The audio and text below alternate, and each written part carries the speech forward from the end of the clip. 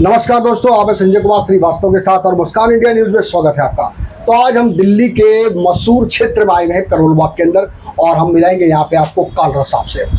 Property dealing के मामले हम बोले बिल्कुल मेहनती और ईमानदार व्यक्ति है, कर्मठी व्यक्ति हैं जो 70 वर्षीय उम्र के अंदर भी बैठने को हराम कहते हैं, यानी कि सारा दिन घूमते हैं और सारा दिन पब्लिक की सेवा में रहते हैं। प्रॉपर्टी डीलिंग अगर सही तरीके से हो तो उसे सेवा भी कहा जा सकता है। तो समाज सेवा में जुड़े रहते हैं कालरा साहब।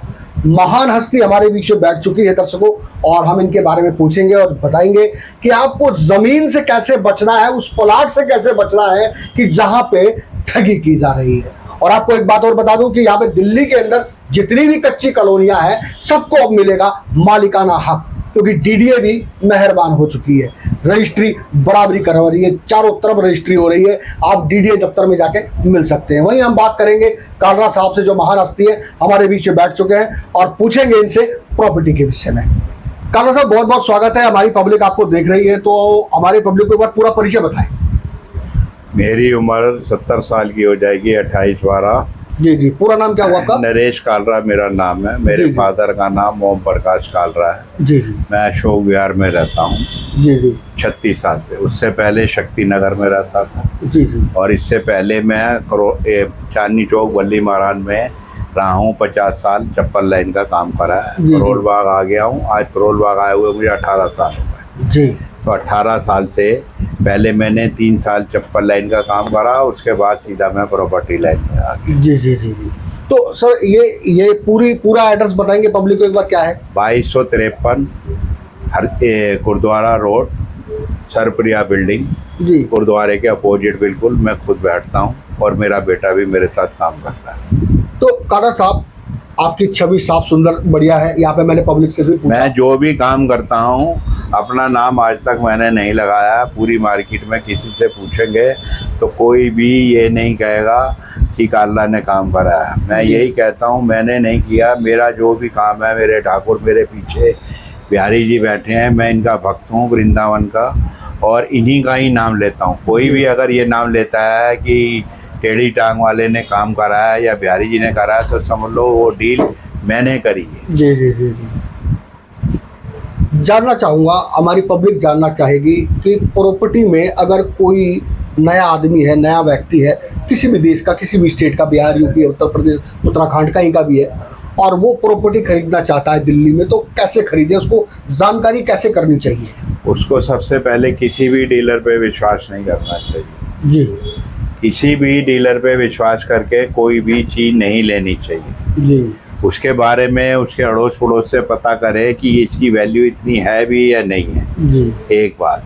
दूसरी, डीलर अपने फ़ायदे के, अपने 100 रुपये के फ़ायदे के लिए आपके लाखों रुपए फंसवा देगा। जी। जिनमें मैं नहीं हूँ। मैंने यहाँ पर जो काम करता हूँ किसी को फंसाने वाला काम नहीं करा, और ना ही मैं फंसाता हूँ, ना ही मेरी औलाद को ये शिक्षा दी है कि अपने फ़ायदे के लिए किसी को कोई गलत सामान दिलवा दो। जी। लोग बाग लालच देते हैं कि तू मुझे ये चीज़ मेरी इतने की बिकवा दे, तुझे इतने % दे देंगे, उतने % दे देंगे।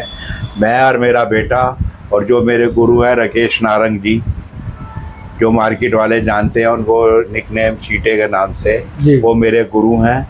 उन्होंने भी यही शिक्षा दी है कि साफ़ सुथरा काम करना है। मैं उनके साथ मिलके काम करता हूँ। जी। और भी कितने भी जो भी लोग हैं जिनका जो भी चीज़ें हैं मैं बेचता हूँ, और सिर्फ कमीशन लेता हूँ, उसके अलावा नहीं चाहिए, क्योंकि ऊपर जाके जवाब मुझे ही देना है। जी। ना कि मैं जो यहाँ छोड़ जाऊँगा जिनके लिए उन्होंने ऊपर जाके जवाब। मेरी सोच ये है, बाकी डीलरों को मैं वास्ता नहीं रखता और मैं किसी के साथ मिलके काम नहीं करता, क्योंकि वो लोग गलत काम करते हैं, मुझे पसंद नहीं है वो। जी। तो इसमें अगर कोई व्यक्ति अगर यूँ कहे जी हम डीलर चलिए ठीक है, आप डीलर कहते हैं विश्वास नहीं करना चाहिए, तो फिर किसी वकील से या फिर डॉक्यूमेंट राइटर से किसी से पूछताछ करें? सबसे पहला काम ये करना चाहिए, कोई भी प्रॉपर्टी लेते हैं उससे कहो जी उसकी पूरी चेन दिखाओ। उससे भी ज़रूरी काम है, जो भी प्रॉपर्टी आप खरीदने लगते हैं उससे कहना मुझे फ़ोटोकॉपी नहीं चाहिए जी, मुझे तो ओरिजिनल पेपर दिखा। क्योंकि कई लोग क्या करते हैं, एक प्रॉपर्टियाँ 10 बारी भेज देते हैं फोटोकॉपियों पे। जी। जिससे उससे आपने ओरिजिनल फाइल देखनी है उससे। कई लोगों ने क्या करा था, ओरिजिनल फाइल बैंक में रखी होती है किसी को ब्याज पे दे रखी होती है, कई बदमाश लोगों को दे रखी होती है। ओरिजिनल उसके पास होती है, वो क्या देते हैं जी, मिल नहीं रही, खो गई है, हमारे पास ये ट्रू कॉपी है, हम सब कुछ कर देंगे।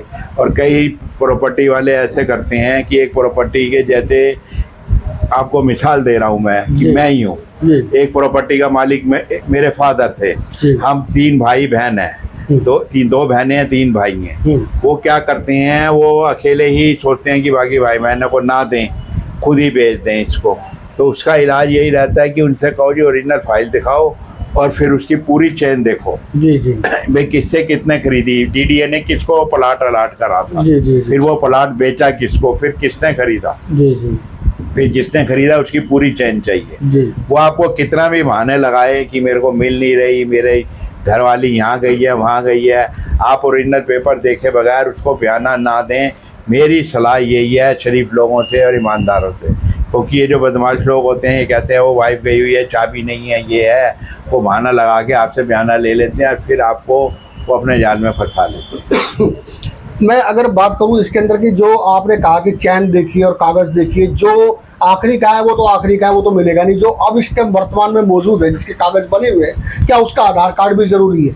उसका पैन कार्ड, आधार कार्ड लो, ठीक है, उस प्रॉपर्टी को अपने डीड राइटर को दिखाओ कि ये देखो ये प्रॉपर्टी मैं खरीद रहा हूँ, ये कारपोरेशन में बुक तो नहीं है भाई, कारपोरेशन में बुक तो नहीं है ये प्रॉपर्टी। बिजली का बिल, पानी का बिल, बिजली पानी कोई इतनी लंबी फर्क नहीं पड़ता, जो मेन होता है बुक ना हो बिल्डिंग। अच्छा, बुक होती है बिल्डिंग तो उस पर कोई भी बैंक लोन नहीं देगा, कोई कुछ नहीं करेगा। जब आप खरीद लेंगे उसके बाद में उसकी रजिस्ट्री कराने वक्त रजिस्ट्रार ऑफिस में सेवा करनी पड़ेगी, नहीं तो रजिस्ट्री नहीं होगी।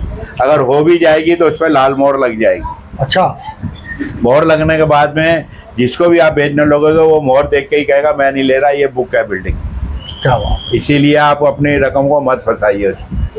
तो कभी काका साहब आपके कोई बाहर भी जमीन है, जैसे हरिद्वार हो गया, मेरठ हो गया, रोड पे की भी, हाँ, वहाँ भी प्लॉटिंग करते हैं? मैं सिर्फ दिल्ली में ही करता हूँ, नाईवाला करता हूँ, बिडनपुरा करता हूँ, ये सरस्वती मार्ग करता हूँ। अब जहाँ मैं रहता हूँ अशोक विहार में, वहाँ पे भी डील करता हूँ जी जी जी, नाईवाला, बिडनपुरा, जोशी रोड, बैंक स्ट्रीट, सुनार मार्केट में, एसेसरी मार्केट में, इन सब जगह मैं डील करता हूँ। मगर मैं साफ़ सुथरे लोगों को ही काम करता हूँ। जो मुझे लगता है कि ये आदमी सही नहीं है, या मुझे घुमा रहा है, या नकली पेपर दिखा रहा है, या कुछ भी करता है, तो मैं उससे कहता हूँ कि ऐसा देखो भाई मेरे बस की नहीं है, आप खुद और किसी डीलर से ये काम करवा।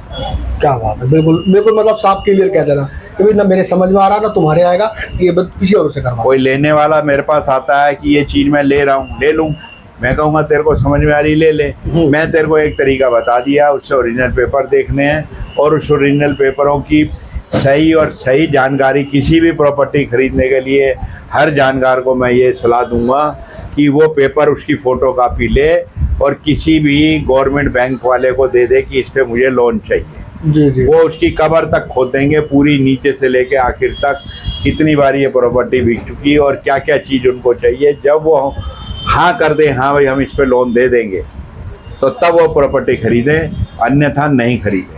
क्योंकि सबसे आसान और सस्ता तरीका यही है, किसी से इंक्वायरी कराने के बजाय किसी को कहो मैं ये प्रॉपर्टी खरीद रहा हूँ, इससे लोन चाहिए जी, चाहे लोन नहीं चाहिए जी जी, मगर उसको कहता है मुझे लोन चाहिए, पूरी पिक्चर उसकी निकल के आ जाएगी।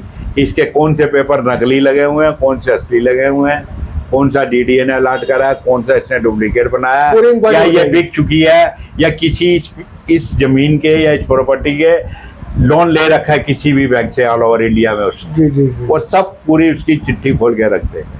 क्या बात है, बहुत बढ़िया बहुत बढ़िया। काला साहब, ये तो जुड़ी हो गई प्रॉपर्टी से बातें, जहाँ पे हम पब्लिक को उजागर कर रहे हैं, उनको बता रहे हैं किस तरीके से प्रॉपर्टी करेंगे। मैं बात करना चाहूँगा आपके किशोर अवस्था की, आप किस तरीके से प्रॉपर्टी लाइन में आए? मैं प्रॉपर्टी लाइन में इस तरह से आया, यहाँ पर मार्केट में ही, जहाँ करोल बाग मार्केट है, यहाँ जितनी भी बड़ी बड़ी हस्तियाँ हैं जो ये प्रॉपर्टियाँ खरीदती हैं, प्लॉट खरीदते हैं, मकान लेते हैं, बनाते हैं और बेचते हैं, मैं चप्पल लाइन में था। उन्होंने कहा कि तेरी जान पहचान हर आदमी से जी। मैं धर्म कर्म से जुड़ा हुआ हूँ, जहाँ मैं रहता हूँ अशोक विहार में, वहाँ पे भी लोग मुझे मंदिर वाले के नाम से जानते हैं। क्या बात है। मैंने आज तक कोई भी दुनिया में जितने बढ़िया काम है मैंने नहीं करा, जी। बढ़िया कामों में, जैसे ना कभी शराब पी, ना लड़कीबाजी, ना जुआ, ना किसी भी तरह का कोई शौक नहीं रखा। जी जी जी ठीक है जी।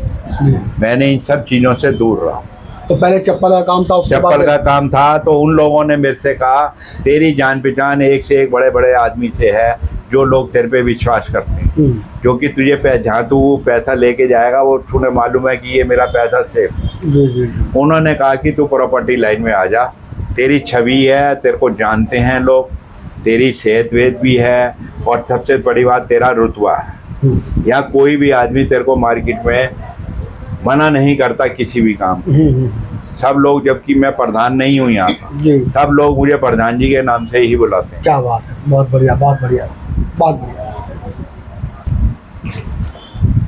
तो दर्शकों, सुना आपने बातें, हम आपको उन बातों से रूबरू करवाते हैं जहां आप परेशानी के आलम में फंस जाते हैं। तो जुड़े रहिए हमारे साथ ऐसी खबरों के लिए, और स्क्रीन पे दिए गए नंबर पर तुरंत संपर्क करें कालरा प्रॉपर्टीज। जी हाँ, करोल बाग के अंदर सस्ती से सस्ती ज़मीन और प्रॉपर्टी अगर मिलेगी तो प्रधान जी के पास। नंबर पे दिए गए स्क्रीन पे संपर्क करें और तुरंत पहुंचे कालरा प्रॉपर्टी, करोल बाग।